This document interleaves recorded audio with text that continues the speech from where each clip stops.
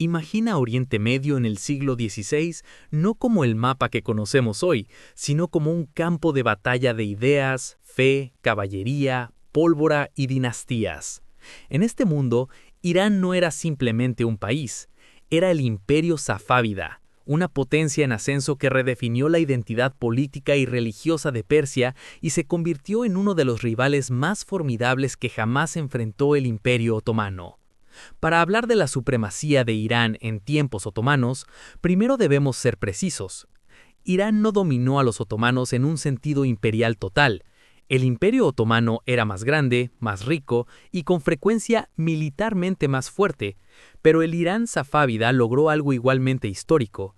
Creó un centro de poder civilizatorio distinto que los otomanos nunca pudieron absorber por completo, derrotar de manera permanente ni borrar. La historia comienza en 1501, cuando un joven líder carismático llamado Shah Ismail I capturó Tabriz y se proclamó Shah de Irán. De un solo golpe, restauró la unidad política de Persia después de siglos de fragmentación. Pero su movimiento más importante no fue territorial, sino ideológico. Declaró al chiismo duodecimano como la religión oficial del Estado iraní. Esta decisión separó para siempre a Irán de su rival suní otomano al oeste y otorgó a Persia una identidad imperial única. Este fue el verdadero comienzo de la supremacía iraní en su forma regional. No supremacía por tamaño, sino por consolidación ideológica. Los otomanos gobernaban un vasto imperio suní que se extendía por Anatolia, los Balcanes y el mundo árabe.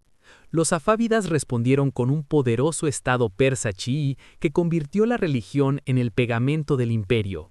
Al principio, el ascenso de Shah Ismail fue explosivo. Sus guerreros Kisilbash avanzaron por Irán, Irak y partes de Anatolia Oriental con una velocidad asombrosa. A comienzos de la década de 1510, la influencia safávida era tan fuerte que el sentimiento pro-safávida comenzó a expandirse entre tribus turcomanas dentro de la propia Anatolia otomana. Para los otomanos, esto no era simplemente un imperio vecino expandiéndose, era un incendio ideológico amenazando con propagarse dentro de sus fronteras. Esta tensión estalló en 1514 en la batalla de Chaldirán. El sultán otomano Selim I marchó hacia el este con artillería, infantería disciplinada y un objetivo claro: romper el impulso safávida. Las fuerzas de Shah Ismail eran valientes y móviles, pero carecían de la ventaja artillera otomana. La batalla terminó en una gran victoria otomana y Tabriz cayó brevemente. Sin embargo, este es el momento que revela los límites de la supremacía otomana y la resiliencia de Irán.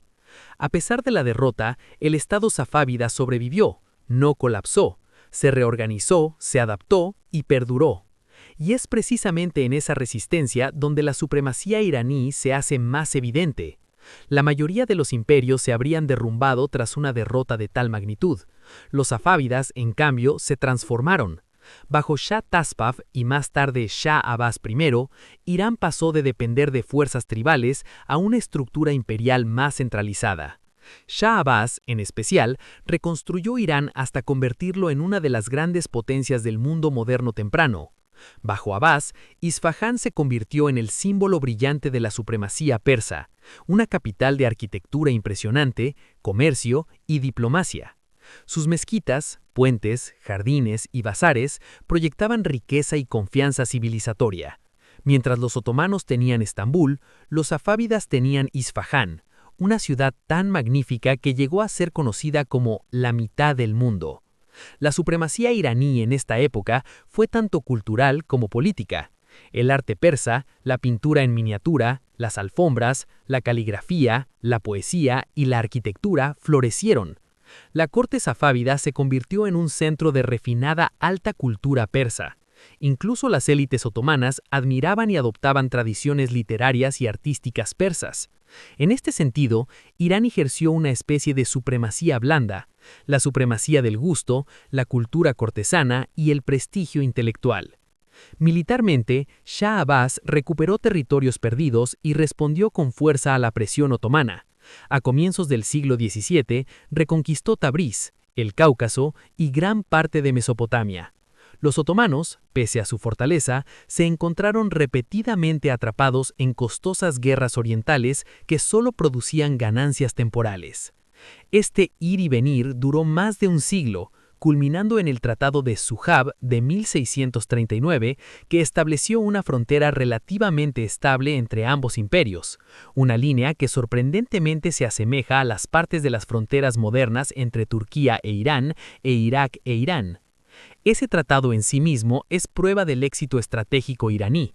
Los otomanos podían derrotar a ejércitos safávidas en batalla, pero no podían absorber Irán de forma permanente.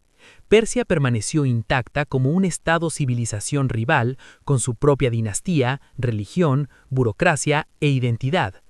Entonces, ¿fue Irán supremo sobre los otomanos? No en el sentido de una dominación militar total, pero en términos de supervivencia, formación de identidad, prestigio cultural y resiliencia estratégica, el Irán safávida logró algo extraordinario. Se mantuvo como el único rival imperial islámico que los otomanos nunca lograron someter por completo. Incluso en momentos de superioridad militar otomana, Irán permaneció esencialmente inconquistable. De hecho, podría decirse que la mayor supremacía iraní de la era safávida fue su permanencia histórica. Los safávidas dieron a Irán vorteras, una religión de Estado y una memoria dinástica que sobrevivió mucho más allá de su caída. El Irán moldeado en este periodo se convirtió en el núcleo del Estado iraní moderno. Hacia finales del siglo XVII, la rivalidad otomana-safávida pasó de la guerra interminable a una diplomacia cautelosa. Embajadores cruzaban fronteras, los tratados estabilizaban la línea divisoria.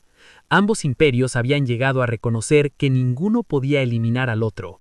Y quizás esa sea la forma más profunda de supremacía en esta historia, no la conquista, sino la permanencia.